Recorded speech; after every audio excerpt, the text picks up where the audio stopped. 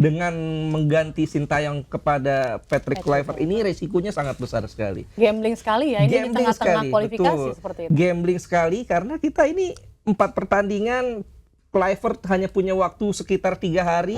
Omongan-omongan pengamat-pengamat yang sempat melecehkan atau merendahkan apa yang dilakukan oleh Sintayong, ya sebetulnya harus berpikir ulang dengan apa yang dilakukan oleh Patrick Kluivert.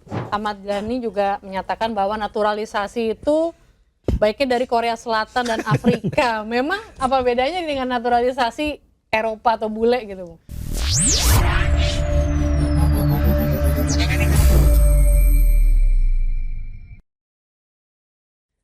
Salam olahraga, Sobat Locker Room. Setelah 4 bulan lamanya ini Timnas Indonesia sudah melakoni kualifikasi Piala Dunia 2026 zona Asia. Pada edisi November, Indonesia sudah berhadapan dengan Jepang dan juga Arab Saudi. Kali ini di bulan Maret, Indonesia akan kembali melakoni kualifikasi Piala Dunia. Nantinya akan melawan Australia dan juga Bahrain pada tanggal 20 dan 25 Maret mendatang. Dan bersama saya Raditya di podcast Locker Room. Kali ini kita akan membahas bagaimana kira-kira perakiraan di Timnas Indonesia di bawah era kepelatihan yang baru Patrick Kluivert dan apakah PSSI dapat memenuhi target untuk lolos ke Piala Dunia. Saya tak sendiri, saya kali ini bersama dengan 2 pengamat sepak bola, yaitu Bung Abdul Haris, Bung Ais, salam olahraga Bung. Apa kabar Bung? Alhamdulillah baik. Dan juga Bung Ahai nih, siapa yang nggak kenal Bung Ahai nih? Bung Hadi Gunawan, apa kabar Bung? Alhamdulillah, salam olahraga yuk. Sehat ya Bung ya? Alhamdulillah. Alhamdulillah nih Bung. Nah, sebelum ke pertanyaan nih Bung, kita nih akan throwback sedikit nih ya. PSSI kan memperkenalkan pelatih baru setelah Sintayong diganti, ada Patrick Kluivert dan kolega, ada Alex Pastoor, lalu ada Danny Lanzat, Gerard Vandenberg dan juga beberapa staf yang lainnya. Ini kan kesana nih PSSI ini memperkenalkan secara gencar seperti itu ya. Dengan harapan Timnas Indonesia ini dengan pelatih yang baru yang dapat berkomunikasi dengan baik. Baik itu oleh kepada pemain dan juga para supporter seperti itu. Dan juga PSSI juga gencar ini viralnya video untuk ngajak makan nasi Padang gitu ya. Kan kayak membangun kedekatan Indonesia. Tanggapan Bung Hadi dan Bung Ais sendiri bagaimana? Saya dulu atau Haris dulu nih? Bebas. Bung Ahai dulu. Sebetulnya kalau melihat pergantian pelatih itu dilihat dulu sebetulnya apa sih yang mau dicapai dari pergantian pelatih ini. Kalau menurut saya sebetulnya tidak ada sesuatu yang urgent sebetulnya untuk mengganti pelatih.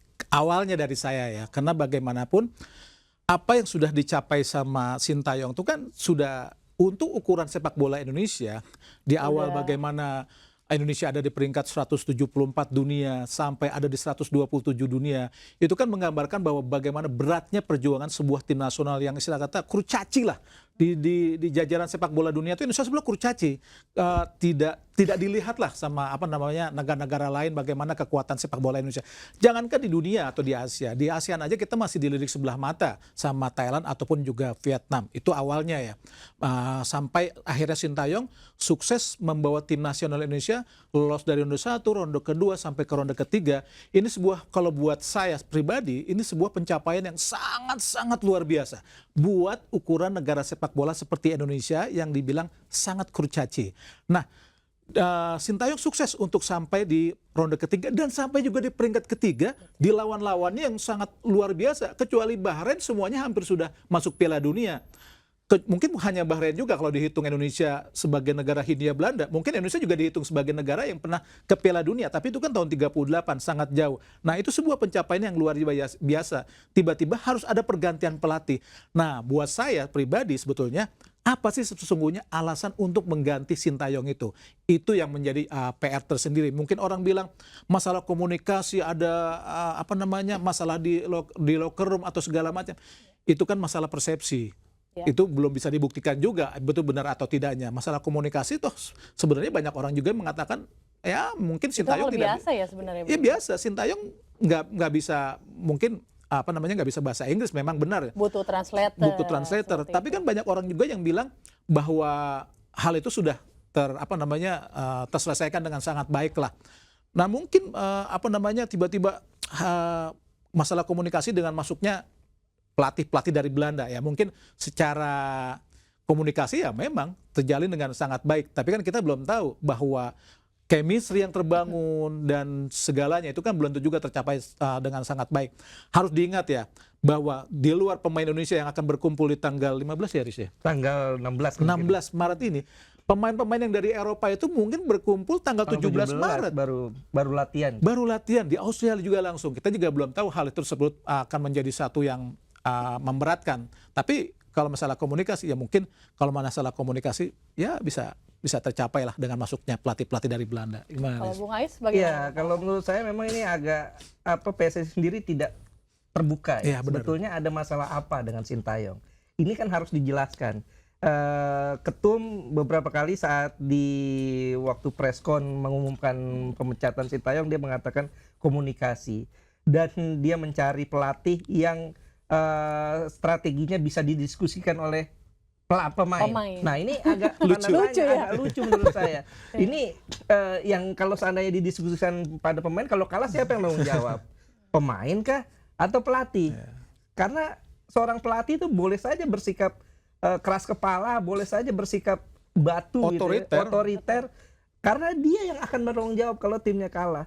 Dan sepakat tadi apa yang dikatakan Bung Aha ya, bahwa Sintayong ini sudah mencapai apa yang ditargetkan oleh PSSI, lolos Piala Asia, kemudian juga sekarang sudah sampai peringkat ketiga dan masih bisa bersaing untuk bukan hanya lolos putaran 4, bahkan kita bisa lolos langsung loh.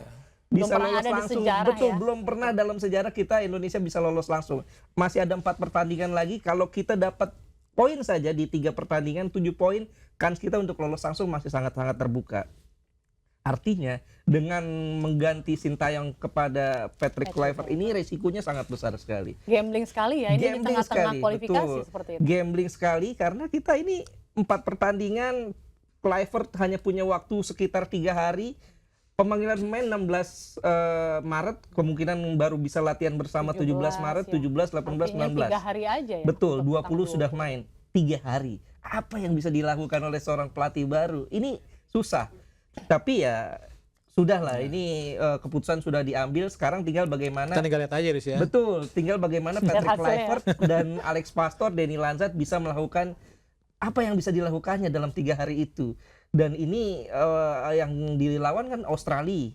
Australia ini memang betul, Australia kehilangan 11 pemain, betul. Tapi tetap Australia adalah Australia. Mereka punya pengalaman internasional yang lebih bagus ketimbang Indonesia. Dan mereka juga pengalaman lolos Piala Dunianya lebih banyak ketimbang Indonesia. Artinya walaupun mereka 11 pemain ini absen, termasuk Harry Sotar ya, yang punya tinggi 200 cm, 197. Iya, sekitar ya itu ya 197 sampai 2 meter ya, ada yang mengatakan 197, ada yang mengatakan 2 meter. Tetap Australia bermain di kandang sendiri. Kans untuk mereka lebih difavoritkan lebih tinggi. Ini tentu perjudian yang sangat-sangat besar yang harus dilakukan oleh Patrick Kluivert dan timnya. Jangan lupakan juga yuk, Australia itu lebih sering bertarung di Asia dibanding kita. Betul, ya, beneran. Betul. Jadi ada gap yang cukup jauh juga ya, Bung? Oh, harus jauh sebetulnya, itu aja. Nah ini tadi kan ngomong-ngomong Sintayong lagi nih, kita throwback sedikit. Sebenarnya udah move on belum sih dari pergantian pelatih? Kalau itu bukan masalah jujur masalah move on tidak move on ya. Maksudnya kita harus jujur, harus fair menilai bagaimana performa yang diciptakan seorang pelatih. Apakah pelatih seperti Yunus misal kita lupakan di tim nasional Belanda menciptakan total football, kan sampai sekarang dibicarakan terus. Bagaimana Helene Herrera menciptakan Catenaccio di Inter Milan, kan tetap dibicarakan. Bagaimana Enzo Berzot membawa Italia menjadi suatu tim yang sangat tangguh, kan tetap dibicarakan. Ini kan bukan masalah move on atau tidak move on. Kenangan yang baik begitu ya, Bung, ya? Sesuatu yang harus kita hargai, ya kita harus hargai. Bagaimana pencapaian yang sudah dilakukan sama Sintayong, ya harus kita hargai seperti itu yuk. Ini sedikit lucu kalau menurut saya. Banyak kan komen-komen netizen nih, belum move on nih gitu. Sintayong di Depak setelah Indonesia menang lawan Arab Saudi. Betul, 2-0 loh. 2-0. Bahkan setelah itu kalau menurut saya alasannya pribadi, apa ya? Sintayong ini masuk jebakannya PSSI. Kenapa masuk jebakan kalau saya pikir gitu? Karena setelah itu dia membawa pemain-pemain U22 ke Piala AFF. Padahal dengan asumsi bahwa Piala AFF adalah untuk mempersiapkan tim menuju SEA Games. Logikanya ya, Piala AFF itu masuk ranking masuk hitungan poin. Dan itu timnas senior. SEA Games tim U23. Logikanya prioritasnya yang paling penting mana Bung Ahe? Ya jelas 2-3 lah. Artinya prioritas ininya loh, senior dan U23. Oh, senior. Senior. Nah, Iya. kalau prioritasnya senior, harusnya kan Piala AFF Iya. tim utama dong. Kalaupun tidak bisa membawa tim yang the winning team seperti yang main di luar negeri, paling nggak kan yang ada di Iya, Liga. Ya. liga lokal. Ini yang saya pikir Sintayong harusnya saat Sintayong mengutarakan bahwa dia ingin bawa U22, PSSI harusnya tolak dong. Iya.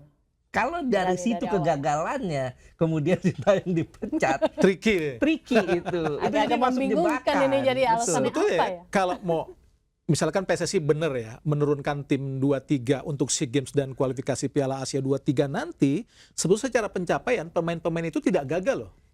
Luar biasa bagaimana mereka melawan Vietnam, melawan Filipina yang jauh lebih senior. Itu kan pemain-pemain usianya 21 tahun, 22 tahun kecuali Asnawi ya. Asnawi. Yang lebih Asnawi, senior. Arhan. Ya. Arahan gitu. Kalau Jadi satu sebetulnya paling secara tua ya. materi pemain kalau dipersiapkan buat SEA Games nanti dan juga untuk kualifikasi Piala Asia U23 nanti itu nggak gagal sebetulnya ya. Jadi seakan-akan PSSI mencari Mencari momentum. Iya. momentum dan masalah Betul. apa? Ya tapi ya sudahlah. Istilahnya Kita tetap keputusan terima lah ya Oh iya. keputusan sudah PSSI diambil. Federasi Kita, kita, ini ya. tinggal melihat dan berdoa ya. Mudah-mudahan Kluivert dan timnya ini bisa meneruskan apa yang sudah dilakukan oleh Coach Sintayong. Ya, sebetulnya bagaimana apa namanya PK sekarang atau Patrick Kluivert melatih ya kita terima seperti itu. Cuman waktu proses penggantiannya itu ya yang terlalu banyak gimmick sebetulnya. Itu semua keputusan PSSI mau ganti mau enggak terserah mereka. Yang penting nanti kalau ada Kita lihat sesuatu hasilnya. kita lihat hasilnya seperti itu yuk. Nah, sebenarnya tuh apa sih yang diincar PSSI ini dengan mengganti pelatih kepala si Patrick Kluivert ini? Apa sih yang diincar, Bung? Ya kan kalau misalkan banyak narasi yang tercipta, masalah komunikasi, terus masalah untuk menggait masalah pemain-pemain naturalisasi, pemain-pemain keturunan untuk main di Indonesia, itu sudah nggak juga ya, karena sudah kita bahas tadi masalah komunikasi nggak terlalu jadi masalah lah, karena banyak asisten Sintayong juga bisa bahasa Inggris, walaupun translator si Pakai JJ JJ itu hanya untuk Indonesia ya, tapi kan lainnya bisa bahasa Inggris. Nah sebetulnya kalau masalah menarik keturunan, kalau Indonesia masih di peringkat 174 dunia, Susah. gua nggak yakin yuk. Susah, Nggak yakin pemain-pemain keturunan itu mau main. Dan kalau Indonesia tidak masuk Bargainingnya berat itu ya. peluang untuk lolos di peringkat ketiga nih di grup Susah. C, nggak yakin pemain-pemain keturunan itu mau. Karena mereka melihat itu dan siapa yang mencapai itu. Itu yang harus dilihat. Nggak bisa dipungkiri. Nggak bisa Siapa yang dipungkiri, kita mencapai bukan itu, masalah ya kan? move on dengan move on ya, Benar, Riz. Masalah pencapaian. Itu. Faktanya seperti itu. Pencapaiannya gitu, seperti itu. Gimana mau dibuat? Coba. Betul ya, inilah dan juga cara treatment PSSI melakukan perpisahan dengan pelatih lama ini juga harus dipertanyakan ya. Artinya ya it's okay lah, memang ada kekurangan dari pelatih yang lama. Pastilah. Masalah komunikasi sampai 4 tahun dia masih belum bisa berbahasa Inggris atau berbahasa Bahasa Indonesia. Tapi kan paling tidak saat perpisahan adalah orang yang mengantar gitu. Benar. Ini nggak ada yang Malah antar loh. supporter Wah, sampai itu- ramai nganter di Itu- bandara ya. Itu luar biasa itu. secara apa Etika itu Etika, kayaknya betul. kok aneh gitu loh. Saya sebagai orang Indonesia kok malu Mempertanyakan gitu loh. juga gimana Dan ya. jujur ya, pencapaian apa yang dicapai Sintayong adalah yang terbaik dalam sejarah kepelatihan di Indonesia. Belum pernah ada. Semifinal Piala Asia 23 belum pernah. Memang karena pernah hampir mencapai Olimpiade tahun 76 di Montreal saat kualifikasi Olimpiade tahun 75 di Senayan saat kita lawan Korea Utara. Memang hampir lolos, tapi itu senior, udah lama sekali. Dan juga pernah kita hampir lolos ke Piala Dunia tinggal lawan Korea atau lawan Jepang di tamannya Sinyo Aliando. Tapi itu kan pencapaian sudah lama dan tidak pernah lagi dicapai oleh pelatih-pelatih Indonesia. Setelah bertahun-tahun lamanya. Berpuluh-puluh tahun Berpuluh-puluh baru tahun dicapai lagi bahkan ya. Sintayong. Jadi buat kita, kalau buat saya pribadi ya, buat gua pribadi, ini pencapaian terbaik dalam sejarah untuk tim nasional Indonesia. Seperti itu yuk. Oke, lalu sebenarnya apa sih perubahan yang dibawa Patrick Kluivert di Indonesia? Ada nggak sih perubahan yang dirasakan nih sampai Iya, sekarang? kita belum lihat Belum perubahannya ya. Harapannya mungkin seperti apa? Gitu. Ya, tapi ya kalau kita lihat apa yang sudah dilakukan Patrick dan timnya, ini ada sisi positifnya juga ya. Artinya memang Patrick Kluivert dia sowan ke beberapa klub di Liga 1, ke Dewa United dan dia datang ke beberapa pertandingan, ini nilai plus lah. Artinya proses seleksinya ini cukup ketat begitu, Bung? Kalau seleksi malah gua ngelihat hampir sama Mas Hampir Sintayong. sama, karena beda Oh, cuma satu. dulu-dulu juga kayak gitu Nggak, sama ya? buktinya Hmm. siapa namanya sejak dia datang untuk menandatangani kontrak sampai dia menjelang tahun ini kan punya waktu banyak sebetulnya untuk keliling. Ya, Dia cuma berkeliling beberapa klub doang kok. ya. Sebetulnya sama aja jika orang dulu banyak pengamat yang mengatakan, wah Sintayong mana nih nggak keliling-keliling untuk mencari pemain. Mungkin bedanya dulu nggak di-expose gitu ya. Ternyata sama juga. Dia cuma melihat apa yang materi pemain yang pernah diambil sama Sintayong. Ya. Udah seperti itu aja. Termasuk Terlalu yang beresiko dirilis sih memang. line up-nya ya Iya, Memang orang-orangnya terlalu beresiko Eros ya itu kalau ya. seandainya Patrick Kluivert langsung melakukan perubahan tim, ini terlalu beresiko. Dan memang betul dari 27 nama plus 3 nama tambahan ya, Joel Pelupesi, Dan James dan Emil Audero itu Cuman satu hanya perubahan. satu perubahannya ya. Lokal, Septian Septian Bagaskara itu. Bagaskara. Ya, yang paling Sisanya baru ya. semua pemain-pemain yang pernah dibawa oleh Coach Sintayong. Dan gue yakin Septian Bagaskara itu pasti hasil rekomendasi pelatih dari Dewa United. Klub yang lagi digadang-gadang ya. Karena Stafnya Belanda semua. Stafnya Belanda semua loh. Betul. Dan pelatih itu kan memang pernah jadi Timnas pusat ya. pelatihnya Patrick. Iya. Pernah jadi mentornya Patrick Kluivert. Pasti tuh. Pasti didengar. Jadi ada Gak rekomendasi mungkin juga soalnya ya. biar gimana pun tiba-tiba muncul gitu Septian Bagaskara dengan pemain yang sebagai sub memang mencetak 7 gol tapi sangat apa ya menurut gue sih ya prematur juga dia cipta-cipta manggil Septian Bagaskara. Jadi kurang lebih yang di line up list pemain itu ya pemain-pemain pilihannya Sintayong juga. Iya Bung. benar kata Ais bahwa memang sangat beresiko tapi ternyata apa yang kita ungkapkan dulu bahwa apa yang dipilih sama Sintayong itu memang sangat beralasan dan Iya. sangat tepat semua materi pemain. Walaupun banyak orang yang mengatakan, kok ini nggak dipanggil, kok ini pemain cadangan di klub luar Pada jadi tapi pundit jadi pemain semuanya. inti. Ternyata apa yang dilakukan oleh Sintayong dilakukan sama Patrick Kluivert di luar bahwa sangat berisiko untuk memanggil pemain-pemain baru. Ternyata memang pemain yang dipilih oleh Sintayong memang sangat tepat. Itu buktinya. Termasuk Pratama Arhan. Iya. Ya, Logikanya kalau kita lihat posisi back kiri yang ada sekarang Wah, itu banyak sudah banget. numpuk. Ada Dan James yang baru, Iya, Calvin baru. Verdong, Nathan Chow bisa back kiri, Sen San Patinama, udah 4. Bingung pilihannya Plus tadi gimana? Pratama Arhan. Orang bilang dulu Sintayong mengandalkan lemparan jauh Pratama Arhan. Ternyata Patrick Kluivert masih manggil juga. Dulu kan banyak banget ya narasi. Wah, Berarti itu memang ya kelebihannya. pemain gak pernah main dipanggil sama Sintayong. Pelatih apa tuh? Ternyata lihat. Marcelo Ferdinand, Nathan Chuaon, di klubnya gimana? Jarang juga menit bermain. Dia Justin dipanggil Partner juga. juga ya. Kayak Ja- diturun-turunin Jadi ya, maksudnya Bung, ya. omongan-omongan pengamat-pengamat yang sempat melecehkan atau merendahkan apa yang dilakukan oleh Sintayong, ya sebetulnya harus berpikir ulang dengan apa yang dilakukan oleh Patrick Kluivert. Nggak usah sebut nama lah. Siapa ya? Cukup kita lihat aja di media-media online. Cukup searching ya. Searching aja Cukup deh. searching itu. Terus selanjutnya nih, mungkin nggak sih dengan banyaknya pemain keturunan Belanda, ini timnas Indonesia nantinya bermain menyerang total football nih, Bung? Kalau itu apa yang pernah dikatakan sama Alex Pastur kita Udah akan dijawab pegang, udah dijawab sebetulnya. Mereka sangat realistis. Ya memang kalau ucapan itu terjadi memang sangat bijak, mereka sangat realistis. Karena bagaimanapun tadi yang sudah kita ungkapkan, mereka datang 16 Maret di Eropa itu baru kelar. 17 Maret mereka terbang langsung, 16 Maret terbang, 17 Maret sampai ya. 17 Maret latihan baru langsung, lah. 19 latihan resmi, 3 hari, 2 hari sebetulnya full yang paling itu ya, yang paling paling efektif untuk bisa mereka bertemu. Jadi sebetulnya mereka tidak akan jauh dari apa yang pernah dilakukan oleh pelatih sebelumnya. Mereka sangat realistis. Bukan itu salah ya, itu sangat bijak apa yang dilakukan mereka. Seperti itu. Ya Alex Pastor kan sudah jawab sebetulnya itu kalau nggak salah di podcast di Belanda gitu, dia jawab bahwa sepertinya masih belum mungkin untuk bisa menerapkan total football Terlalu ke dekat dalam waktunya. timnas Indonesia karena total football itu bukan hanya butuh visi permainan yang bagus, kualitas pemain yang bagus, tapi juga fisik yang luar biasa dan juga chemistry yang luar biasa. Nah ini yang masih belum didapat oleh pemain-pemain Indonesia karena kan kita ini ibarat puzzle kan. Pemain kita agak sulit membandingkan ini timnas Indonesia apa klub gitu loh. Karena masuk satu pemain baru, pemain baru artinya cukup sulit buat pelatih merangkum chemistry tim ini, karena klub aja di pramusim mereka punya waktu 1 bulan, 2 bulan untuk melakukan persiapan, untuk melakukan tur pramusim. Hasilnya kan banyak tuh. Klub-klub di Premier League misalnya, ada yang warna merah tuh sekarang udah persaingannya bukan juara lagi, menghindari degradasi gitu. Ini artinya memang kan ada yang tersinggung nggak nih?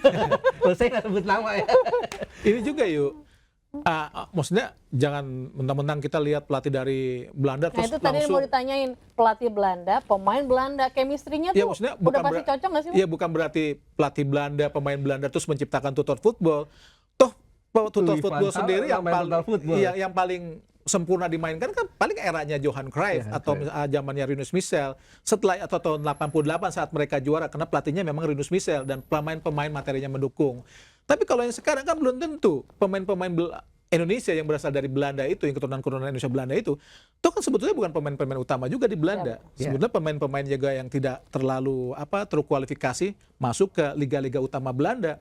Ya jadi mereka belum tentu juga bisa untuk memainkan total football, apalagi dicampur pemain-pemain lokal kita yang Butuh pemahaman waktu taktik semuanya. bermainnya aja, ya aduh sebetulnya perlu dicermati. Jadi nggak terlalu mudah dan memang nggak mudah untuk menjadikan total football. Jadi secara chemistry mungkin komunikasi oke lah terbangun dengan baik. Tapi menciptakan apa yang diinginkan orang tentang total football Belanda sulit. Bahkan Belandanya sendiri, timnas Belandanya udah nggak main total football Iya, sekarang. Kita lihat pragmatis. Piala Dunia 2022 kemarin, bagaimana Louis van Gaal memainkan skema permainannya. Itu pragmatis. Main bola panjang, kadang-kadang mengandalkan sundulan. Lah artinya memang total football itu memang membutuhkan kualitas tim yang luar biasa. Artinya sulit buat Indonesia memainkan itu, dan saya juga merasa bahwa kita jangan terlalu naif lah. Memang kita cukup banyak pemain-pemain diaspora ya. Kalau nggak salah sekarang sudah 19 orang ya, 19 orang. Tapi kita lihat dong, apakah pemain diaspora kita ada yang grade A? Saya kok ragu gitu. Gue kok ragu bahwa pemain Hanya beberapa aja yang di klub. Kalaupun ada yang bisa dibilang grade A, mungkin cuman JI Jazz. Itu pun mainnya kan di Venezia, bukan di klub besar. Milan, Inter. Iya, Juve. kalau Milan, Inter bolehlah kita sebut grade A. Tapi oke lah kalau ada yang disebut grade A, JI Jazz, karena main di Serie A. Selebihnya Tom Hai main di Belanda, itu pun Almer lagi. Kemudian Kevin Dix main di FC Copenhagen. Artinya memang kita jangan terlalu ngelihat Jangan bahwa euforianya jangan terlalu besar juga ya. Betul. Bahwa iya mereka ini grade level permainan kita naik, tapi ya belum seperti yang betul-betul bisa memainkan total football. Nah ngomong-ngomong nih, dengan segala dinamika yang ada nih Bung, main aja belum gitu kan. Nah gimana nih cara PSSI meyakinkan kepada para supporter nih tepat nih Patrick Kluivert? Ya pertandingan pertama kan kita nggak bisa lihat di latihan atau di persiapan. Di pertandingan pertama memang secara materi dengan masuknya mungkin misalnya Audero, Dennis James atau misalkan Pelupesi mungkin sedikit membawa kedalaman materi yang lebih kuat lagi. Tapi kan kembali lagi mereka pemain baru yang membutuhkan chemistry lagi, adaptasi lagi. Belum tentu kita akan melihat bagaimana di pertandingan pertama dan juga di pertandingan kedua saat melawan Bahrain 25 Maret itu. Dan gue kalau lihat dari pemain baru nih, kan ada 4 nih, selain Pelupesi, kemudian Dan James dan Emil Audiero dan Ole Romeni. Ini yang paling signifikan Ole Romeni. Sementara klubnya juga kelihatan banget ya. Iya, karena itulah yang kita butuhkan, pemain di lini depan, nomor 9 walaupun Ole Tapi Romeni, dia bukan 9 sebetulnya. Walaupun Ole Romeni bukan nomor 9 asli ya, dia lebih cenderung sebagai winger ataupun sebagai nomor 10 second striker, tapi paling enggak dia bisa memainkan nomor 9. Artinya tambahan Ole Romeni ini sangat signifikan buat Indonesia. Sementara Joel Pelupesi ini seorang DM, defensive midfielder. Di sana sudah ada Ivar Jenner, sudah ada Nathan Chowon yang bermain cukup baik. Sudah ada Tom Hai, walaupun Tom Hai bisa dibilang bukan karakter DM yang murni ya, lebih cenderung dia seperti 50, Andrea Pirlo ya. Betul, sebagai playmaker di tengah. Dan di kiri ada Dan James, itu udah ada Verdong yang mainnya bagus. Di kiper sudah ada Martin Paes yang cukup bagus, artinya tidak terlalu signifikan. Tapi memang betul bahwa 3 pemain tambahan ini memperdalam, artinya mempertebal kedalaman skuad kita. Oke, lalu artinya nih tadi dengan ngobrol-ngobrol kita nih, berarti kesimpulannya Patrick Kluivert ini belum tentu lebih hebat dong dari STY. Sebelum dia memperlihatkan hasilnya di pertandingan pertama, ya masih belum kelihatan. Kita tetap realistis. Harus dilihat, harus diingat ya. Patrick Kluivert kan bukan pelatih yang sukses. Ya. Di Curaçao, Klub yang notabene pemain-pemainnya berbahasa Belanda, secara komunikasinya harusnya bagus, dengan materi pemain-pemain dari Eropa, dia gagal. Jadi kita akan melihat bagaimana dia performanya di pertandingan pertama saat lawan Australia. Ditambahkan di pertandingan kedua, mudah-mudahan mereka atau Patrick bisa menciptakan hasil yang bagus buat Indonesia agar peluang kita tetap terjaga itu yuk. Pokoknya pertandingan pertama kuncinya. Tuh, pembuktiannya tetap di lapangan. kita saksikan nanti ya, 20 Maret nanti ya 20 Maret. kita bertandang di Australia. Iya, karena kalau lawan Australia kita Kalah itu berat. Sebelumnya tuh leg 1 tuh kita 0-0. 0-0 di GBK. Kalau kita kalah berat karena 3 pertandingan sisanya itu ada Jepang. Apalagi kalau di Sydney kita kalah, di GBK apakah itu lawan Bahrain atau lawan China, kita kehilangan poin, selesai udah. Ingat, Bahrain baru juara teluk dan Cina baru menaturalisasi beberapa pemainnya. Ya. Jadi harus dilihat itu. Banyak juga saingan kita ya. Iya, betul. Belum tentu dengan 19 belum pemain keturunan itu kita Belum pasti tentu. menang. Belum tentu. Artinya kan memang Bahrain dan China yang nanti bakal kita hadapi itu bukan Bahrain dan China yang dulu pernah kita lawan. Ingat pelatih Bahrain ngomong apa? 4 bulan lalu sebelum kita tandang ke Indonesia, kita dalam situasi mental yang tidak bagus. Tapi setelah dia juara teluk, mereka memperlihatkan kepercayaan diri yang luar biasa. Pede, itu harus hati-hati Indonesia. Tuh. Kayak gitu. Tadi udah jiper duluan nih ke GBK nanti kan ketemu para supporter kita. Sudah pasti kalau jiper mah. Apalagi sold out lagi. Kan? Soal lagi kan. Ayo dapat tiket. Oh udah pasti, tiket terusan ID card ya. Saya tidak pernah pakai terusan nanti tiket. kita ya. Nah selanjutnya nih sebelum kita lanjut, aku mau ada 5 pertanyaan nih sedikit nih. Nanti tinggal jawab setuju atau tidak ya, Bung Ais sama Bung Aha ya. Barengan ya. Aku kasih pertanyaan 1, setuju atau tidak bareng jawabannya. Oke. Sama alasannya. Biar penasaran juga nih Mas ini pemirsa di rumah nih. Oke, yang pertama. Ini udah tahu sih jawabannya, tapi pengen lebih jelas lagi aja. Setuju atau tidak Patrick Kluivert lebih kompeten dari STY? Enggak. Tidak. Oke, jawabannya tadi udah ya. Udah. Bisa di scroll lagi, di review lagi ya jawabannya. Review aja ya. nanti, Oke, gampang. jadi tetap Shin Taeyong nih ya. Iya, bukan. Sampai selama ini masih Sintayong. Masih, karena memang Patrick Kluivert ini belum terbukti ya Betul. sebagai seorang pelatih. Oke, lalu yang kedua. Ole Romeni setuju atau tidak jadi jawaban lini depan timnas Indonesia? Setuju. Bisa jadi, setuju. Kenapa setuju, kenapa bisa jadi? Ya itu tadi sebetulnya sudah disebutkan ya, selama ini kita tidak ada benar-benar striker murni. Walaupun oleh Romani tadi sudah disebutkan bukan Nomor striker yang 9 murni, tapi dia bisa memainkan itu dengan baik seperti itu. Kalau Bung Ais, Iya, kenapa paling bisa enggak jadi? ada tambahan baru lah, ada harapan baru di lini depan. Karena sebelumnya udah ada beberapa nama ya. Di Betul, depan tuh dan ada juga karena kan sebelumnya memang pelatih Sintayong kan tidak memainkan nomor 9 murni. Nah mudah-mudahan di era Coach Patrick bisa memainkan nomor 9 murni, sehingga kalaupun bukan Ole Romeni yang main di posisi striker kan ada Ramadan Sananta. Iya. Yang kualitasnya juga lumayan bagus untuk level di liga ya. Siapa namanya? Ya itu tadi murni ada dari lokal tadi Sananta sama Hoki Carakat. Hoki Tapi Carakat. secara kualitas jika tampil di Asia Ya, belum terbukti juga. belum Ragnar bisa. juga Ragnar winger. Ragnar Winger. winger ya. Ya. Oke, lalu yang ketiga, naturalisasi kiper hanya cukup 1. Enggak setuju. Enggak sih. Alasannya harus Biar- ada pelapis ya. Harus ada pelapis. Betul. Kalau tiba-tiba cedera gimana? Tapi cocok nggak sih Emil Audero nih? Oh secara Yang lagi rame. secara roots, secara akar ya, secara asal usul ya setuju lah. Setuju dong. Selalu Bagus. lombok Iya, banget Brazil ya. aja punya kiper bagus banyak tuh. Iya. Ederson, Alisson Becker. Banyak banget. Iya. Tapi kan kita lihat Emil Audero kan klubnya juga nggak terlalu Ya besar sejelek-jelek klub Italia di Serie B tetap aja lebih bagus. Nah, yang nyebutin luar. Iya, iya, iya. Berarti ada Martin Paes, Emil, sebelumnya masih kiper-kiper yang Nadeo, lama ya, Hernando. Nadeo. Nah, oke. Dengan harapan lini belakang kita makin kuat ya, Bung ya. Harusnya makin Semuanya. kuat. Harusnya makin kuat. Nah. Lalu selanjutnya, Rangers belum cukup kompeten untuk merumput di timnas Indonesia. Nggak setuju. Nggak setuju sebetulnya. Nggak setuju. Kenapa? Tapi kenapa belum jadi starting Ya, 11 nih, Bung? Ya mungkin belum adaptasinya kurang bagus ya. Biar gimana pun dia Karena berasal dari termasuk muda. bukan masalah mudanya. Dia kan berasal dari kompetisi yang tentu aja lebih bagus dari klub PSV Zwolle di Belanda. Ya. Itu menandakan bahwa secara kualitas mereka memiliki standar yang oke. Mungkin ya chemistry atau adaptasi yang bermain di Asia kan nggak sama dengan bermain di Eropa. Di Asia tuh trikinya banyak. Contoh saat kita melawan Bahrain misalkan. Bagaimana triki lawan China di Cina juga. Trikinya bagaimana. Pemain-pemain Eropa kaget-kaget. Kayak Mes Helgers bagaimana ngadepin wasit di pertandingan melawan Bahrain. Bingung dia. Nah mungkin itu yang belum didapat sama Eleanor Randers. Selain adaptasi tentang permainan di Asia seperti itu. Karena juga mungkin banyaknya pemain ya, pelatih juga harus Bagus itu pilih-pilih ya.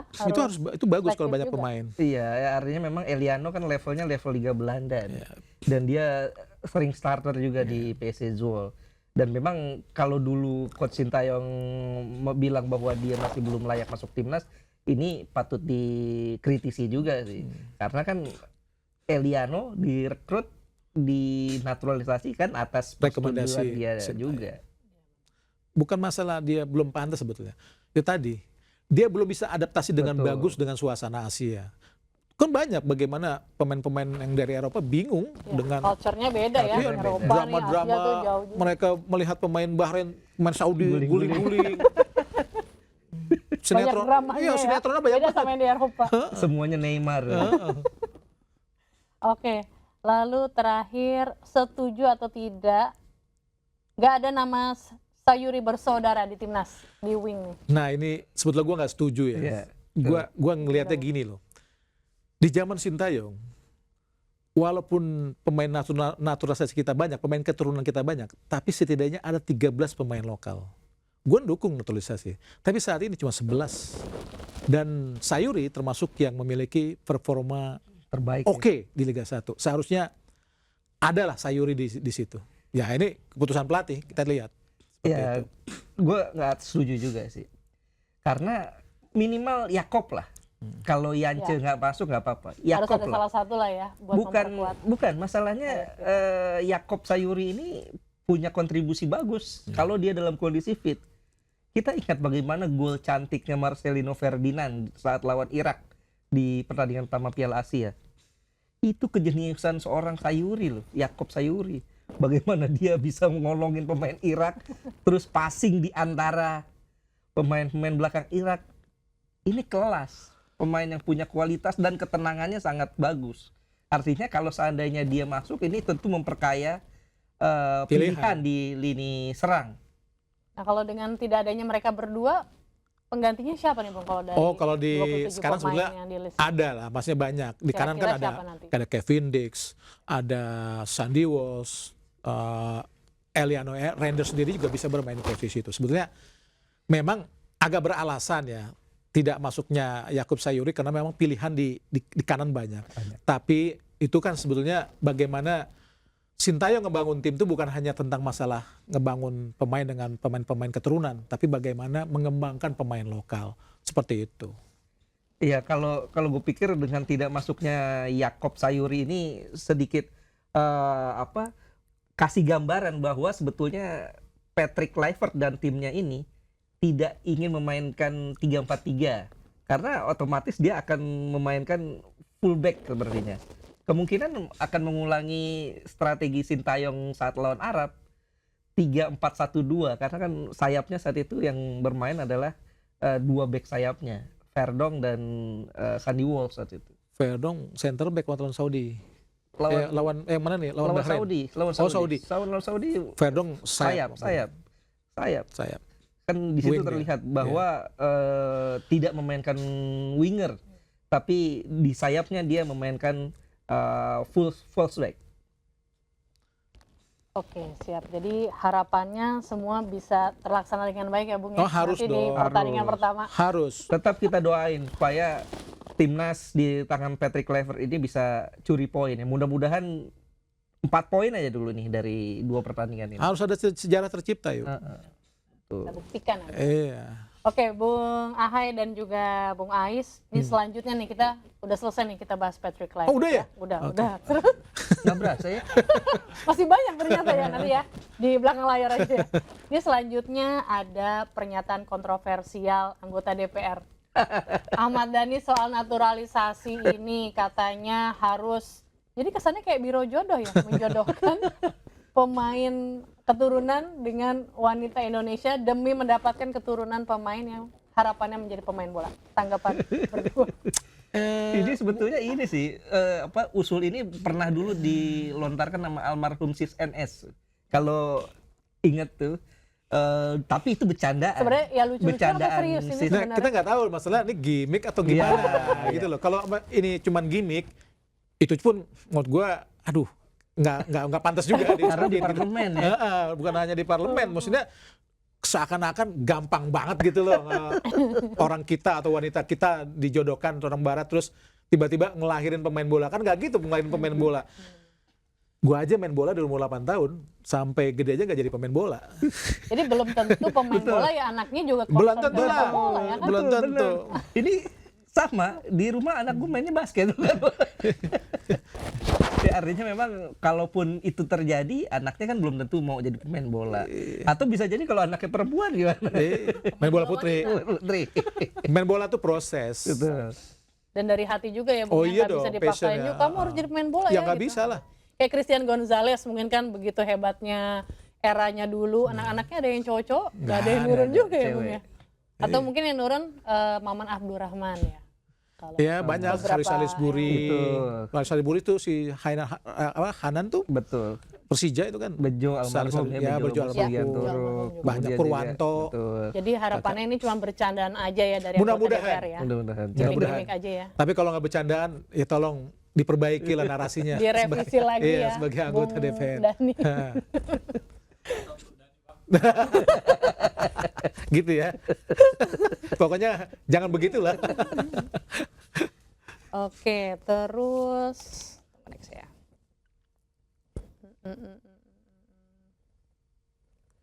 Oh ya, terus Ahmad Dhani juga menyatakan bahwa naturalisasi itu baiknya dari Korea Selatan dan Afrika. Memang apa bedanya dengan naturalisasi Eropa atau bule gitu, Bung? Ya nggak ada lah. Ya, kalau memang buktinya keturunan-keturunan Kan kita di Afrika Belanda larinya kenceng kuat gitu. malah. Iya, makanya. Maksudnya secara Tapi Eropa kan juga sama aja dong. ya sama Ada aja, bedanya. maksudnya nggak gitu juga. Maksudnya kalau misalkan keturunannya dari Eropa bahkan ya mungkin bagus-bagus atau dari Korea bagus-bagus ya tergantung itu tadi pembinaan lah, nggak mungkin kita harus dari keturunan ini ya nggak bisa lah seperti itu. Lagi pula sebetulnya kan kalau dia bilang keturunan-keturunan yang selama ini bule sebetulnya salah. Yang bule cuma Martin Paes doang. Sisanya kan semuanya tuh mirip-mirip orang Indonesia. Mes Hilger, Oleh Romani aja. Ole Romeni. Itu kan Kalau kita keturunan lihat Eropa itu. kalau kita lihat wajahnya wajah orang Medan banget gitu loh. Mes Hilger muka orang Manado. Iya, iya. Iya, artinya Ada memang Indonesia- yang bule yang betul-betul bule ya Oleh Martin Paes. Romani sama Martin Paes. Betul. Martin Paes karena kan memang sebetulnya Blyvers bukan Neneknya tinggal di Indonesia. udah lahir lama di ya? Indonesia, Lahir lahir di Kediri. Blyvers. Oke, oke. Tapi bukan orang Indonesia sebetulnya. Oke, lalu kita kembali lagi ke naturalisasi nih. Sebenarnya apakah kolam pemain dari Liga 1 tuh nggak cukup untuk memperkuat timnas Indonesia? Jadi sampai ada 19 pemain keturunan yang Tergantung yuk. dinaturalisasi. Kalau ngomong naturalisasi itu tergantung apa yang mau dicapai. Kita harus ngelihat sebetulnya. Kalau sepak bola kita hanya pengen berprestasi saat ini ya, saat ini. Kita bicara saat ini sampai 10 tahun mungkin. Hanya bicara di ASEAN, no problem pemain Liga 1, nggak ada masalah. Masih bisa lawan Malaysia, Myanmar, walaupun melawan Vietnam sama Thailand aja berat untuk pemain-pemain Liga 1. Nah, tapi kalau ingin bicara lolos main di ronde ketiga, terus lolos Piala Dunia, ya. udahlah, kita harus realistis saja ngelihat seperti itu. Iya, masalahnya kan gini. Liga 1 betul salah satu liga yang paling meriah di Asia. Tapi di bawah Singapura kompetisinya. Meriah, ini kan meriah bukan berkualitas. Meriah belum tentu berkualitas. Salah satu liga yang paling meriah di Asia Tenggara kan paling tidak. Tapi apakah berkualitas? Belum tentu. Kenapa kita pemain-pemainnya tidak kurang berkualitas? Bukan belum tentu, memang nggak berkualitas. Kenapa kurang berkualitas? Karena tim-tim kita itu jarang bermain di level Asia. Nah itu benar. Berapa tim kita yang Klub-klub main di kita ya. Liga Champions Asia Elite, FC Champions League Elite? Yang dua aja gagal tuh Persib Bandung. Nggak ada.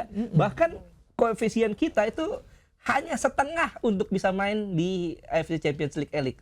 Thailand dapat 2, Malaysia dapat langsung. Kita nggak dapat. Kenapa nggak dapat? Karena kita setiap main di Asia, klub-klubnya nggak serius.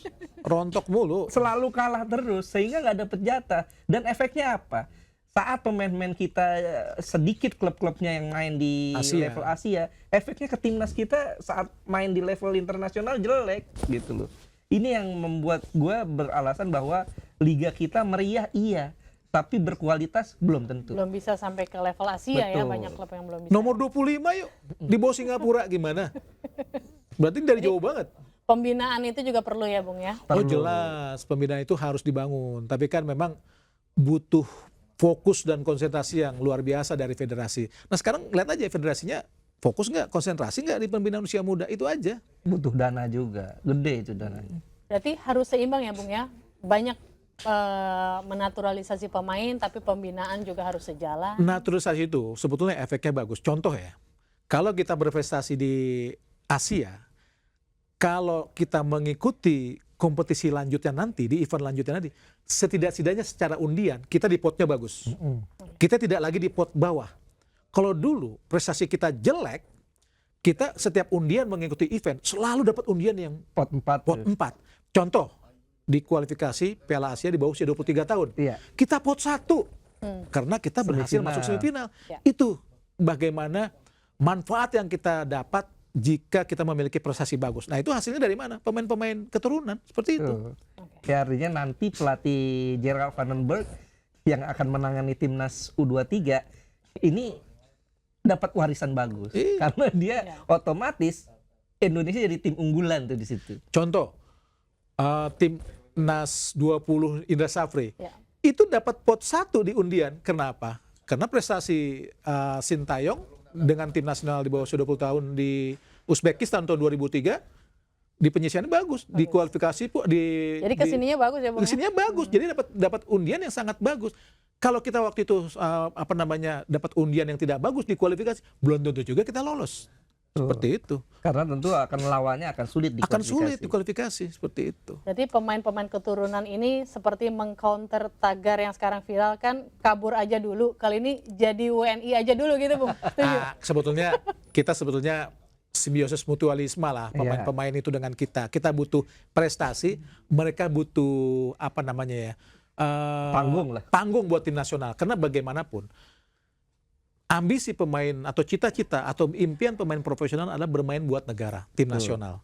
Sebagus apapun mereka, jika tidak pernah tampil di di tim nasional, mereka akan hambar sebagai pemain profesional, seperti itu. Betul. Ya dan juga ini kan pasti pemain-pemain naturalisasi ini sudah berhitung. Kalau seandainya dia terima jadi WNI, Tawaran. ini hasilnya seperti apa gitu. Dan kita lihat Emil Audero. Sebelumnya kan sempat ada berita penolakan. Iya. Tapi Dari ayahnya juga ya. Dari ayahnya juga. Tapi saat Indonesia sudah mulai mendekati Piala Dunia, akhirnya dia ikut juga. Artinya tadi Bung Hadi bilang bahwa Belum tentu pemain keturunan itu mau. posisi kita sekarang udah rankingnya udah naik, itu menjadi pertimbangan para pemain untuk bergabung menjadi WNI. Jangan juga. bohong lah itu. Udah pasti gitu sih. Ditawarin uang nggak sih Bung untuk jadi WNI itu? Ya enggak lah. Bahwa itu tadi impian bermain buat tim nasional tuh lebih mahal. Cita-cita mereka itu memang untuk melengkapi CV mereka sebagai pemain sepak bola adalah bermain buat tim nasional. Bohong mereka, sebagus-bagus mereka di klub juara champion juara ini, kalau tidak ada catatan di Transmarket atau di mana segala macam, Betul. tidak ada tim nasional, Tim nasional. hambar buat mereka. Seperti itu. Betul. Dan juga jangan lupa satu, ada pengaruh netizen Indonesia yang sangat luar biasa. Oh iya. Betul. Langsung followersnya zing, Followernya gitu. naik. kemudian bikin apa aja jadi laku kan. Aku tuh merhatiin sampai banget. Tom Hai bikin podcast. Iya, Tom Hai ada Iya, podcast juga ya. Itu gara-gara dia Marketnya nonton bagus ya teman-teman ya, Betul. Indonesia itu ya. Jadi Ya, itu adalah pengaruh- sisi lain lah. Sisi lainnya loh. Itu perhitungan lain. mereka juga ya, Betul. Bung. Aku merhatiin juga salah satu asistennya Patrick Kluivert, si Danny Lanzat, waktu awal dia rekrut, itu followersnya kalau nggak salah aku lihat tuh 4.000, sekarang 170.000. Betul, Itu asisten pelatih aja seperti itu ya, Itulah, gimana itu pemain kenapa pemain-pemain kita tuh banyak diminati oleh klub-klub Asia, walaupun pada akhirnya mereka jarang dimainkan. Jadi ya. buat marketing doang ya. Betul, marketingnya luar biasa dan ya itu terbukti. Itu kenapa Sintayong juga betah di Indonesia. Karena bukan hanya dapat gaji pelatih, yuk. Banyak endorse. Banyak endorse, banyak main iklan. Iya. Tapi kan itu satu hal yang Oh, nggak lumrah. haram dong, Bung, ya kan? Lumrah. Oh, ada yang bilang katanya, oh ngiklan terus nih. apa-apa. Selama tidak menyalahi isi kontrak, no Nggak problem. masalah. Itu Nggak aja. masalah. Ikuti aja cara mainnya. Berarti tanggapan pundit yang satu soal kok ngiklan terus nih STY gitu gimana dong? Ya supaya rame aja. Supaya rame. Jadi sah-sah aja ya Bung ya, Oh, mau sah-sah pemain, mau pelatih. Sekarang federasi, Itu kan demi timnas juga bukan? sekarang federasi mempermasalahkan itu kayak enggak. Ya. Berarti kan kedua pihak, federasi dan juga pelatih sangat profesional mengikuti cara main mereka, mengikuti aturan main. Jika tidak boleh dalam kontrak di endorse atau ikut kontrak iklan, ya dia harus ikutin kalau memang iklan kontraknya seperti itu. Iya. Tapi kalau memang boleh ya fine aja. Iya kan semua sekarang ada kontrak. Iya ada Kalau kontrak. seandainya federasi mau dapat hak dari iklan, mereka tentu Perjanjian akan aja bikin ada perjanjian. kontrak image right Senang juga misalnya. ya kan mungkin timnasnya kan federasinya Orang juga kadang-kadang bangga mungkin dong. juga dari federasi juga yang Nyodorinnya membuat pemain. mungkin seperti itu juga. Ya simbiosis mutualisme Iya, lah ya, betul. nggak salah dong. ya. Nggak salah lah. Oke Bung, tadi kita udah bahas Patrick Kluivert udah. Anggota DPR yang agak nyeleneh, naturalisasi juga sudah. Selanjutnya nih kita fokus untuk tanggal 20 sama 25 kekuatan timnas melawan Australia dan Bahrain nih Bung. Nah dari skuad timnas Indonesia yang udah dirilis nih, adakah nama kejutan dari 27 pemain? Termasuk 3 pemain yang baru di Kejutan sebetulnya Septian, ya? Septian sebetulnya Septian kejutan. Bagaskara doang. Disampaikan lagi dong tadi. Ya dibilang walaupun itu katanya mencetak 7 gol, tapi kan biar gimana pun dia selalu berangkat dari pemain pengganti. Dan menurut gua sih ya, itu pasti rekomendasi lah. Pasti dapat Kenapa bisa rekomendasi. kok ada sih rekomendasi gitu untuk apa Bung sebenarnya? Ya sekarang staf pelatih kita tahu apa tentang Liga 1, tentang kompetisi kita. Persnya biar gimana pun mereka masih buta juga lah. Tapi butuh masukan. Itu nggak salah. Rekomendasi itu nggak salah. Karena bagaimanapun mereka punya kedekatan dengan staf-staf klub itu Dewa United yang banyak dari Belanda. Ya nggak masalah. Dia pasti minta masukan. Oh, lu kan udah tahu di sini selama siapa sih pemain yang bagus. Mungkin masuk ini. Dia lihat hasil rekomendasinya. Oh oke. Ya udah direkrut. Iya, dan juga kan kalau kita lihat memang betul Patrick Kluivert dan timnya ini sudah beberapa kali datang ke stadion, tapi apa itu cukup untuk melihat Iya. Waktunya kualitas sangat pemain? singkat ya, pemain Bung, gitu. cuma berapa Mungkin, bulan nggak ini. mungkin. Iya lah. Oke. Buktinya pemain yang dimasukin itu aja. Iya. Iya kan? Ya, Berarti hanya diracik-racik dikit aja nanti ya. itu kita tinggal lihat di tanggal 20 dan tanggal 25. Kembali lagi lihat nanti Iya. laga pertama. Nah dengan masuknya 3 pemain lagi, Emil Audero, lalu Dan James dan Joel Joel Pelupesi. Pelupesi ini nanti ada yang tersingkir nggak Bung dari 3 ini? Ya buktinya Berat nggak siapa nih nanti? Ya buktinya udah banyak yang tersingkir tuh kayak misalkan Asnawi. Asnawi itu kesingkir, Sayuri Sayuri ya, kesingkir. Batang Sayuri bersaudara nih. Tapi memang kalau masuknya Pelupesi agak sedikit memperbaiki menambah ketebalan lah Iya. di lini tengah. Karena kita butuh gelandang bertahan yang benar-benar gelandang bertahan yang kelasnya Liga Belanda. Ivar Jenner kan di kasta kedua. Nah ini benar-benar di Liga Belanda, Pelupesi. Setidaknya masuknya dia ya bukan sedikit, benar-benar menambah Iya. kekuatan timnas. Ya memang kemungkinan ada beberapa yang tersingkir ya. Seperti kalau kita prediksi bisa jadi kayak Muhammad Ferrari bisa jadi akan tersingkir. Dan pemain-pemain lain, Hoki Caraka bisa jadi itu tersingkir. Kalau hoki mah cadangan udah pasti. Di Iya. depan soalnya Ya, banyak karena kan banget nanti nih bintangnya walaupun nih. total kan sekarang udah 30. Kemungkinan nanti yang akan dibawa cuma sekitar 23 pemain 23. tuh. Itu Artinya nanti ada akan 7 yang pasti tersingkir ada ya? 7 yang tersingkir ya, 2 nama tadi ya. dan salah satu kiper ya antara Hernando atau Nadeo itu Pasti pasti karena ada udah salah ada satu. Emil dan Ya, Martin mungkin pas. mereka berangkat semua, cuman masuk Itu. 23-nya Masuk 23-nya belum tentu. gitu. Berangkat sih berangkat pasti ke Australia. Ya. Gitu. Oke, lalu dari beberapa nama langganan yang nggak dipanggil lagi oleh Patrick Kluivert, ada nggak sih yang disesalin nih yang nggak dipanggil lagi? Sayuri. Sayuri itu. Sayuri dan Elkan Bagot sih sebetulnya. Walaupun Elkan Bagot menolak ya kabarnya kita nggak tahu kebenarannya seperti Kalau apa. kalau Mark Locke gimana? Kayaknya kok dia kayaknya pengen tanggung apa gimana? Nggak usah sama Patrick Kluivert, sama Sintayong yang udah kesingkir di posisinya. Ya kita ini aja lah, maksudnya realistis saja bahwa Mark Locke memang sudah kalah saing dengan gelandang-gelandang yang ada. Apalagi sekarang masuknya Ya. Pelupesi ya, selesai sudah. Mungkin kalau Mark Locke 10 tahun lalu kita Nah, sesalkan. oke lah. Kita sesalkan. Cuman karena Mark Locke-nya sudah kelamaan di Liga Indonesia jadi ya udah jadi karakternya betul-betul Indonesia. Liga 1, iya. Kualitasnya Iya. di Liga 1. Karena kan banyak loh. Banyak pemain-pemain yang main di luar masuk ke Indonesia tuh jadi Kalau dia mainnya masih di Skotlandia, Nah. itu masih oke lah. saat awal-awal dia masuk dulu di PSM tuh ya itu Masih oke. sangat Iya. disesalkan kalau dia nggak masuk. Pemain era lama ya Bung ya. Tuh. Udah banyak yang baru gitu kan. Ya. Oke, lalu dengan skuad timnas Indonesia saat ini, gimana kira-kira perakiraan starting line up, starting 11 nanti di laga pertama? Ya, pasti nggak terlalu banyak perubahan kecuali Pelupesi mungkin. Ya. Pelupesi mungkin akan menggantikan posisi Variener untuk menemani Tom Haye.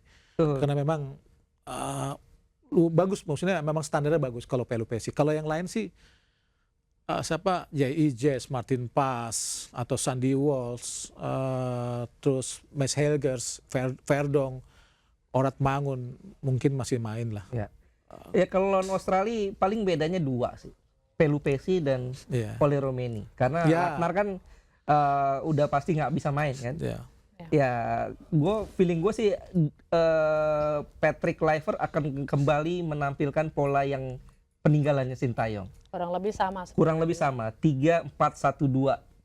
Satunya itu Marcelino sepertinya. Duanya itu Romeni dan Rafael Strijk. Di sayapnya tetap Verdong dan Kevin Dix. Di tengahnya Pelupesi dan Tom Haye. Belakangnya 3 center back yang memang langganan Sintayong. Mes Hilgers, J.I. Jess, Rizky Ridho, kipernya mungkin Tiga itu yang terus ya. yang bisa jadi diskusi panjang apakah Emil Odero atau Ada dua laga Martin terdekat Pas. nih ya, mungkin bisa Martin Pas dulu, yang kedua baru Emil. Betul. Cuman agak terlalu beresiko sih kalau Pasti Emil Martin dimainkan. Pas main. Iya, terlalu Awal. beresiko karena Emil kan baru cuma 3 Baru hari gabung banget kumpul, ya. masa langsung main.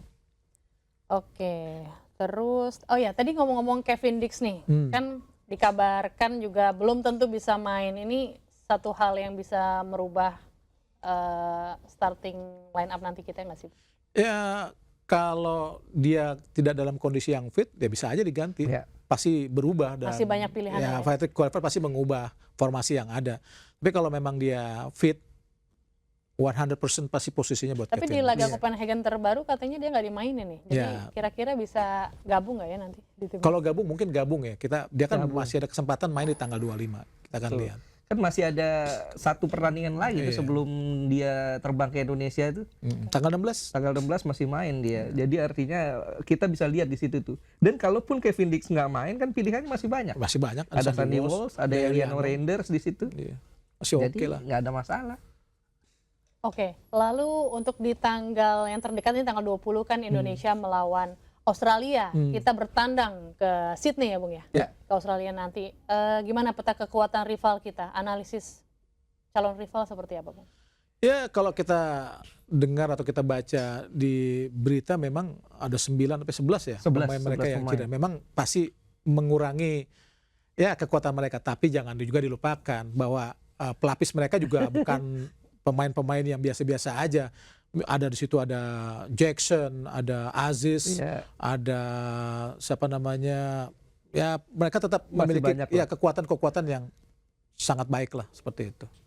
Ya, artinya masih sulit lah kalau kita bilang bahwa Australia ini akan lemah terus kita Oh, dengan enggak. mudah mengalahkan. Enggak. Ntar dulu. Ini Australia tetap Australia dan mereka main di kandang sendiri. Ini tentu yang harus diwaspadai oleh PT Waspada ya, Klek. kita bertandang ke Australia nanti Ya, ya. betul. Oke, ini aku mau tanya nih sama teman-teman kru di sini. Kira-kira dalam pertandingan ini yang yang menentukan kemenangan itu dari wasit atau dari pemain? Oh, kenapa kok bisa wasit jawabannya? Wasitnya dibayar yuk. Ya, jadi belum tentu pemain juga ya. Wasitnya dibayar itu. Oh ini Iya. kayak Kalau ngingetin nggak kita. dibayar nggak mau jadi wasit. Iya, wasit dibayar loh itu. Oh gitu. Iya benar-benar dibayar yang benar apa yang nakal nih. Yang ngomong soal wasit, kita kan ngomongin lagi waktu terakhir lawan Bahrain ya, Alkaf ya. Jangan sampai ya Bung ya kita nanti dapat wasit gitu lagi.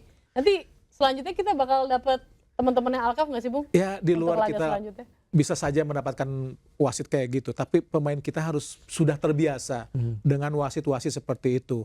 Memang mungkin ada kesalahan wasit di pertandingan sebesar kualifikasi Piala Dunia, tapi jangan dipungkiri juga, toh wasit ini tidak terlalu mendapat teguran dari FIFA, Iya. berarti dia memimpin dengan sesuai aturan. Tapi memang mungkin ada beberapa yang tidak berkenan. Nah itu Indonesia tuh harus bisa melihat hal-hal seperti itu tadi, makanya pemain-pemain yang dari Eropa kan belajar juga dengan tradisi atau kebiasaan yang ada di Asia. Nah Indonesia harus biasa untuk hal-hal seperti itu. Dan jangan lupa yuk, apa yang dilakukan oleh Ahmed Alkaf itu tidak menyalahi aturan yuk. Betul. Buktinya Karena juga aturannya FIFA itu- juga nggak ini. Nggak ada. Aturannya itu wasit tidak boleh mengurangi, tapi boleh menambah.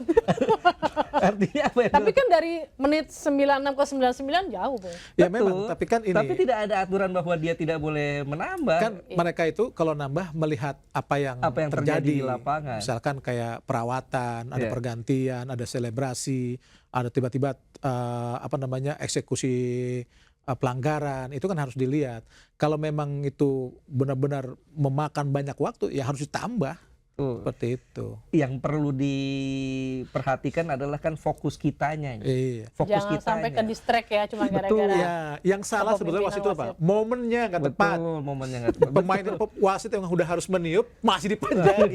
Gitu. Padahal harusnya kita kan menang ya Nah, kemarin, iya. malah betul. seri 2-2 lawan Bahrain. Nah ngomong-ngomong soal Bahrain, main di GBK kita jadi tuan rumah. Peluangnya kans kita gimana Bang? Misi balas dendam nggak sih kita? Kita balas dendam mungkin yang ingat 10-0 ya, tapi kita pernah mengalahkan 10 tahun lalu ya? kita mengalahkan Bahrain itu 2-1 di Piala Asia 2007. Dan ingat, pemain Bahrain itu kan nggak terbiasa dengan main di GBK. Kalau kita review lagi tentang pertandingan Bahrain melawan Indonesia di Piala Asia 2007, itu saat berkumandang lagu Indonesia Raya dan saat memasuki lapangan pertandingan, itu dengkul pemain Bahrain gemeteran. Itu bukan suatu hal yang mudah untuk bermain di GBK. Bahkan kapten kesebelasan Filipina yang husband tuh, suami muda itu saat memasuki gerbang GBK udah gemeteran duluan. Nggak gampang main di GBK itu. Atmosfernya sangat luar Jadi biasa. pressure-nya itu bisa Wow, mempengaruhi hasil akhir. Sangat. Sangat. Dan Apalagi besok kan full house kan. iya, tinggal bagaimana pemain kita memanfaatkan itu. Oke, lalu overall nih, bagaimana nanti peluang kita di 2 laga di bulan Maret ini? Apakah perjudian PSSI ini berhasil nih Bung? Mudah-mudahan. Ya kita belum lihat lah. Pokoknya kita tunggu aja dari tanggal 20 Masih sampai penasaran 25. ya, masih Iya. penasaran hasil akhirnya. Mudah-mudahan ya. Tapi kalau gue sih optimistis kita dapat 4 poin lah minimal di bulan Maret ini. 4 Insya poin. Allah. Insya Allah 4 poin. Jelek-jeleknya 1 poin. Iya. Karena masih ada beberapa lagi lagi tuh. Jelek-jelek. Loh, tapi Itu kan jelek masih ada banget. banyak laga lain Itu jelek kan. Kalau kita banget, Pak. menang, terakhirnya gimana? Ngerinya kan kalau kita kalah di Australia. Kita harus nggak bisa pungkiri Oh Australia. nanti ada Jepang juga ya? Enggak, bukan. Berat ya? Di bulan Maret itu kan lawan Australia sama Bahrain. Australia tim yang berat. Peringkat berapa sekarang? 24 dunia. Iya. Kita 127 walaupun materi pemainnya kita bagaikan peringkat 30 dunia. Tapi kan kita pemain-pemain yang baru. Nah, kalau sampai kalah melawan Australia, ya memang kita harus menang lawan Bahrain. Tapi Bahrain sekali lagi harus diingat juara Piala Teluk Iya. dan sudah berubah dari 4 bulan lalu. Itu. Oke, jadi intinya kita masih lihat nanti ya, Ya, hasil lihat nanti. Tapi kita harus optimis. di kualifikasi Kita harus selanjutnya optimis, ini ya, ya. melawan Australia dan juga Bahrain. Terakhir nih, closing statement untuk laga nanti dari Bung Hadi dan Bung Ais. untuk kualifikasi? Kembali lagi, lihat nanti. Lihat nanti pemirsa. Iya. Belum. Ya kalau gue sih berharap yang terbaik lah, berharap bahwa Patrick Kluivert ini bisa, memang secara kualitas, secara riwayat dia sebagai pelatih belum terbukti, tapi mudah-mudahan di timnas Indonesia dia membuktikan kualitasnya. Jangan lupa ada Alex Pastor yang punya reputasi cukup bagus sebagai ahli taktik katanya di Belanda. Ya semoga kita dapat 4 poin, itu aja. Ya. Semoga. Semoga kita dapat 4 poin. Semoga ya yang terbaik. Hah? Berat banget. Belum 4 poin. optimis ya. 4 poin lah realistis. Tetap 4 realistis. 4 poin ya. yang paling realistis, dan jeleknya tadi ya 1 poin. Oke. Jadi intinya kesimpulannya adalah kita tetap berharap yang terbaik, Oh, jelas, meskipun jelas. kita juga harus realistis ya. Harus realistis. Dan tetap harus lolos Piala Dunia. Harus Insya Allah. dong. Amin, amin, amin. Jangan Oke. cuma harus lolos, harus lolos langsung. Langsung. Iya dong. Itu berat lagi dong, Bung. Ya mudah-mudahan aja nanti Gitu ya. Jepangnya di laga terakhir Jepangnya mainin tim U22 kan. Oh iya, langsung poin 3 kita kan. Oke, terima kasih Bung Oke, yuk. Ahai. Terima Sama-sama. kasih Bung Hadi Gunawan. Oke, Terima kasih Bung sama-sama. Ais. Sampai jumpa lagi di lain Sampai kesempatan. jumpa. Ya pemirsa, itulah tadi bincang kita dalam podcast Locker Room. Saya Raditya Ayu beserta kru yang bertugas. Terima kasih. Sampai jumpa. Salam olahraga. Salam olahraga.